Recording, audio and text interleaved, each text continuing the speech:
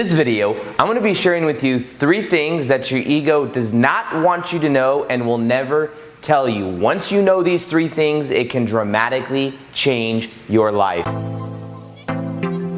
Welcome back to another video. My name is Aaron and I help people expand their consciousness.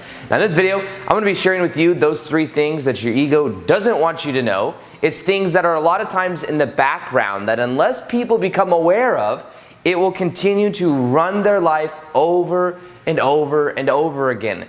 Now, the reason this is so important is because many times in life in general, when people are using the law of attraction, when people are intending to create what they want via their goals, what they're doing it from is they're doing it from the point of the identity and the attachment to the ego. Now, this isn't inherently bad, but the thing is when we become too identified with it, what we do is we keep ourselves back from experiencing higher states of consciousness because we think that who we are is that ego. Now, what I'm going to share with you in today's video could be what helps you to create a shift in consciousness, what helps you to shift your level of awareness from things are always happening to me, from the identification with the ego, into that of a new way of being and a new understanding for who you really are. Now, if you haven't heard me speak of this kind of idea already, what I've been doing lately is I've been moving more into understanding how our thoughts work, how we work with that of consciousness. And what I'm actually creating right now is a whole step-by-step program called the Shift Experience. The Shift Experience is going to be something unlike anything you have ever seen before. It's going to help you to move from that of things happening to you, from identification to the ego, to that of a new way of being free from all the social conditioning and really creating a transformation within your own level of consciousness. This is something that I experienced back in 2012. This isn't necessarily enlightenment, but this is definitely a big jump in consciousness where you go from feeling the lesser emotions, the lesser vibrational states of consciousness to the higher ones. So this is something I'm creating. It's called the Shift Experience. And it's going to be coming live here within the next few months. If you want to sign up for updates, you'll see a link in the top of the description box below. And it's also going to be something I travel the world doing seminars and workshops on. So that's there for you as well. So when it comes to the ego, let's first off understand that the ego is not something that was meant to, when we decided to have a life on earth, wasn't something that we necessarily were meant to be completely identified with. Now, part of the purpose of life, one of the purposes of life, is to understand and to wake up to who we really are. And the reason this is because when we come to earth, the thing is we forget who we really are. We are, in actuality, unconditional love and bliss. We are higher states consciousness, and we are immortal spiritual beings living very temporary human experiences. And in most places, or in many other places in the galaxy, I believe that we actually remember, we retain that memory of who we are. But when we come to Earth, Earth is a unique kind of game. When we come to Earth, we forget who we are. Because one of the purposes of life is to remember who we are, to literally remember, to reconnect to who we are, and to have that kind of connection because it's a very empowering feeling. In 2012, when I went through the experience, it totally transformed my own life, because then I realized that there is so much more than I priorly thought that there was. I was always trying to interpret things through past experience. I remember being identified with things that happened in my past. I was identified with the past experience. I was identified with the labels that I had, the definitions that I had. I thought I always identified with having ADHD, and I thought the only way to cure that was to take Adderall. I thought that the only thing, and I had a lot of painful past memories of my childhood, and I thought that I wasn't worthy. These were all something that as I began to shift my level of consciousness, I became aware of the real purpose of those, and then I was able to transmute them. And it was through understanding the separation or the shift from the ego perspective to that of a higher level of consciousness. So the first thing that your ego doesn't want you to know and will never tell you is that you, the you that you are, is not the ego. It is your avatar self.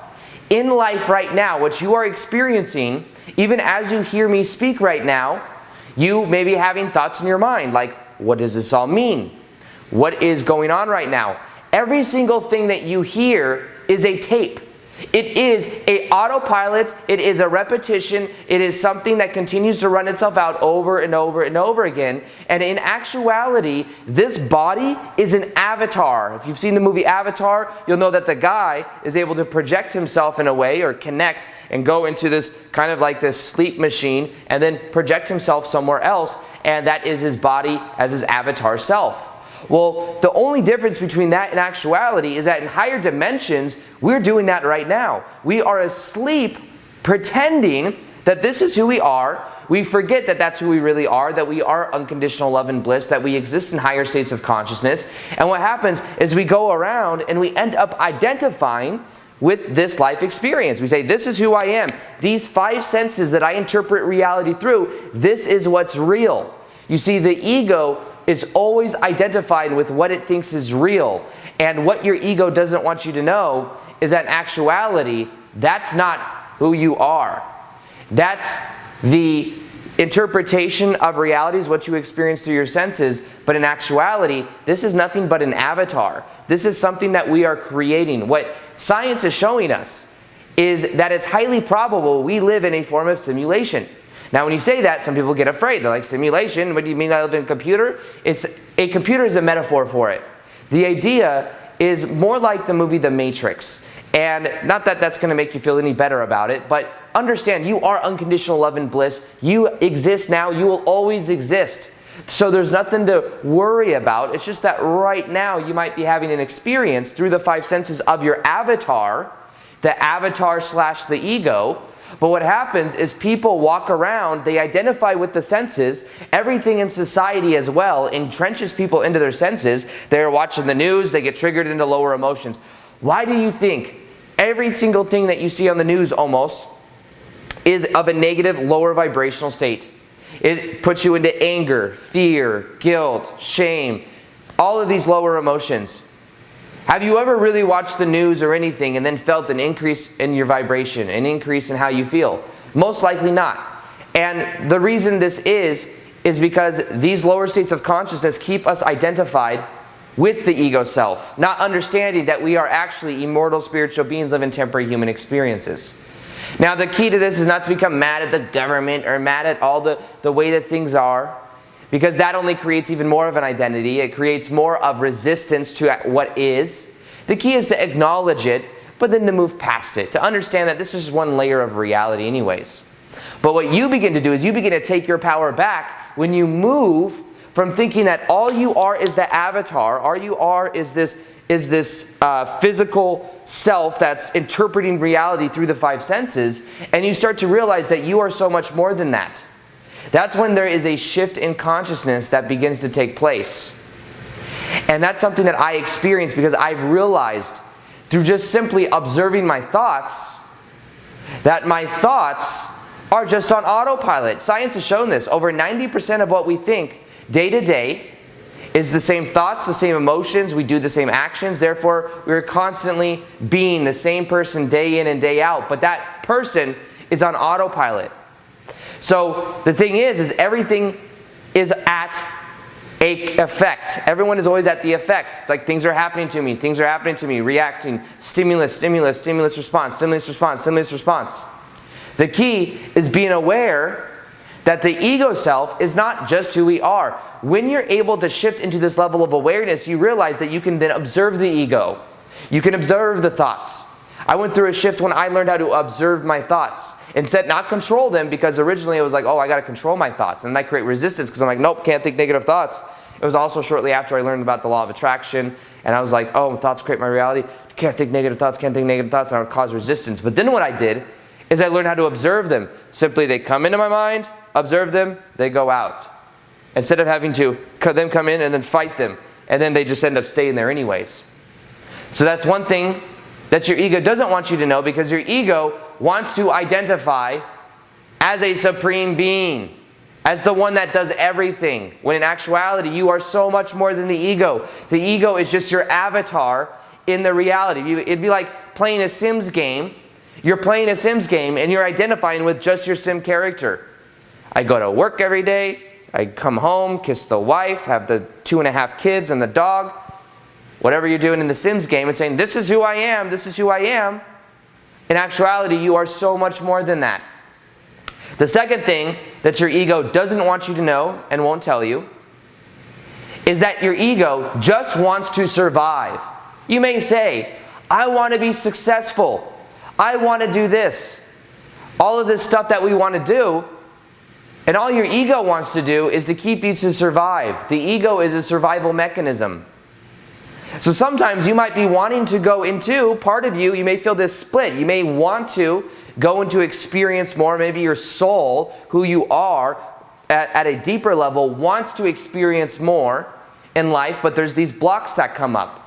There's these plateaus that come up. And these plateaus simply come from the ego wanting to survive.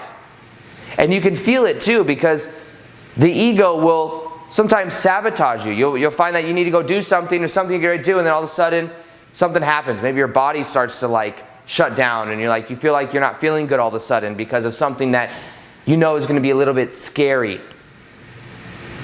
So the key to this is understanding what your ego is. 1, your ego is the avatar. 2, your ego just wants to survive.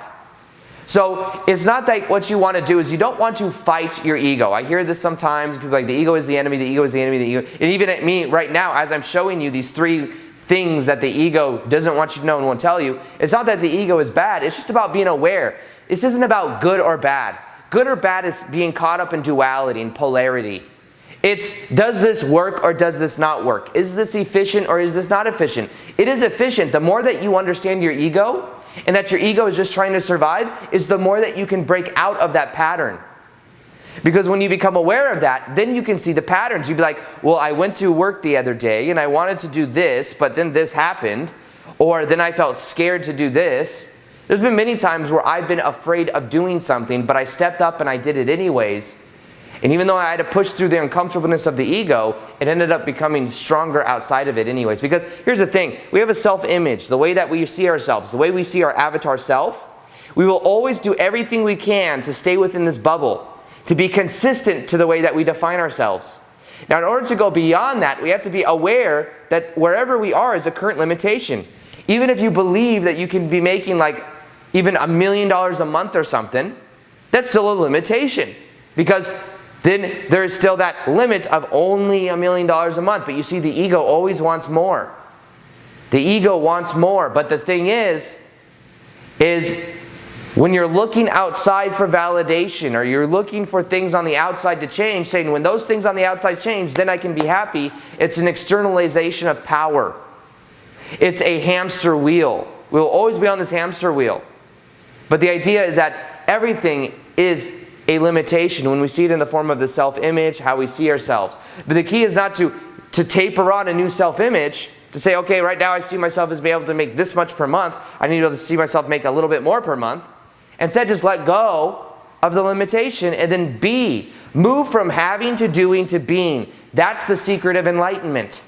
That's the secret. What's the difference between an enlightened person to an unenlightened person? An enlightened person is simply saying yes to the present moment. An enlightened person understands the truth that this is a form of reality that is very temporary, knowing that everything is the way it is, and that even though the ego self is at stimulus, response, the enlightened person may be at stimulus, response. The difference is the enlightened person allows the moment to be. The ego, the avatar, is always trying to be somewhere else. You ever notice that the ego always wants to be somewhere else? I'm over here right now filming the video. It's like, no, I want to be over there.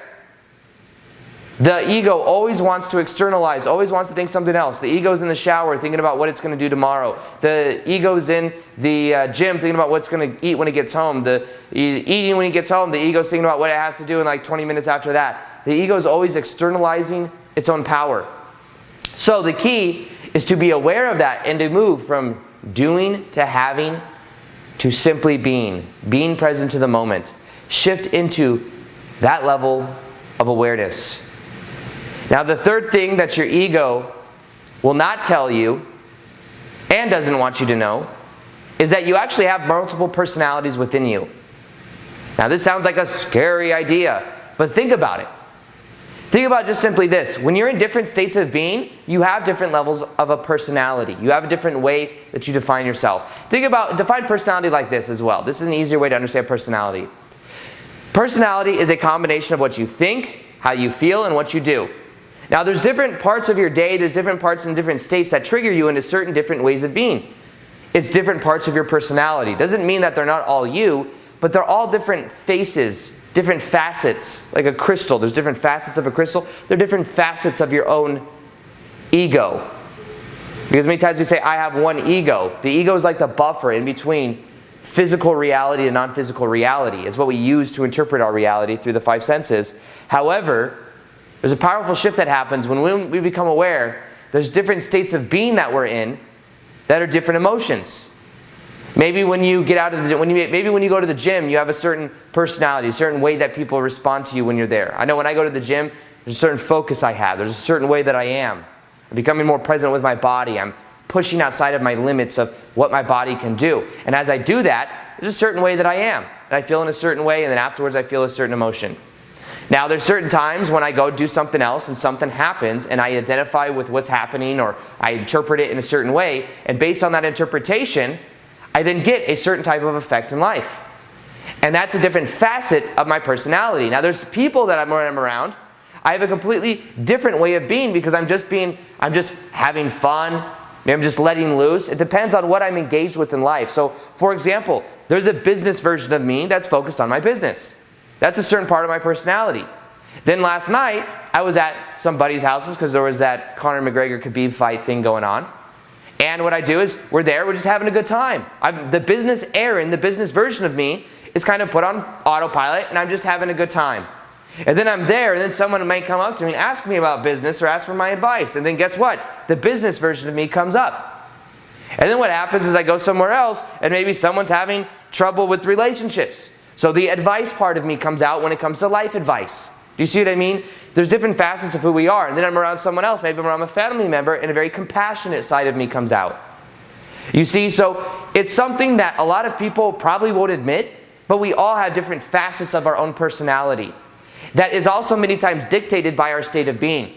There's been times when I'm in an amazing state of being and nothing can bring me down. And there's times when I'm in a lesser state of being where things affect me more.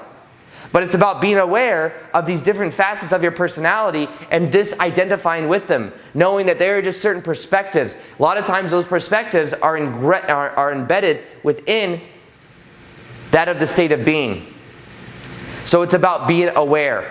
Everything I'm sharing with you right now, that you are interpreting, that you are soaking in, that you are saying to yourself, what does it mean? Means nothing. Everything I said is meaningless, and everything in life, in a way, only has meaning that we put into it. When we become aware of that, and we become aware that the way reality has been projected to us is completely different than the way reality actually is, and that there's never going to be an agreed upon reality anyways because everyone has a different perspective, we can then start to take our power back, and then we realize reality is so much more flexible than before. We just have stories that tell ourselves. We tell ourselves these stories about the way reality is. We keep this hamster wheel going. And the shift experience that I'm creating right now is an opportunity to get off the hamster wheel. And to become present and to understand that not only can you get off the hamster wheel, but you can go outside of the cage. You can go outside of the cage and you can go explore. But the belief system we have is the cage, and the autopilot mind and the ego is the hamster wheel. And as long as you identify with yourself right now and everything that you think is true through your five senses, as long as you're going to be kept inside that hamster wheel, inside that cage. And what I'm encouraging you to do is to simply break out of it. To unleash the power of consciousness. Not of just your mind, because you are not just your mind. You are even beyond that. So remember, these are three things that your ego won't tell you, doesn't want you to know. That is simply that your ego is your avatar in this physical experience. You are unconditional love and bliss. That secondly, your ego is just wired to survive. That is it. Not to thrive, just to survive. And the key is to observe that, to observe the survival mode. And then thirdly, to simply know that there's different facets of your personality. There's different versions of you. You can start to integrate them all, allow them to become aware of them, because in the light of awareness is where all the power is. From this point going forward, you are forever changed because you understand these ideas. It has now planted a seed. Even if you think that in 2 or 3 weeks you forget about this video, you will always know from this point going forward that your ego is not just who you are, and that there is this shift in awareness you can have, and that you can get off the hamster wheel. You can go outside of the cage, and you can understand that you can explore the world in a completely new way, because that's what you have available to you. That's what you have when you stop reacting to life and you start engaging with life. When you stop thinking and projecting yourself to a future moment and you start being present to the moment. Enlightenment is not something you attain, it is something you realize. And you realize it by letting go of things that don't serve, by letting go of the past, and by understanding the truth. And that truth is within you right now, and that's what you begin to tap into. So if you want for updates on the Shift experience of when it comes live, go ahead and you'll see the link in the top of the description box. I also will be doing more live Q&As on Instagram, so if you haven't followed me on Instagram yet, you can follow me on Instagram as well. I also post daily content there. And other than that, I hope you enjoyed this video. Feel free to like this video if you like this, subscribe if you haven't already. Hit the little notification gear next to the subscribe button so that you can see the daily vids that I do. And other than that, as always, peace, much love, and namaste.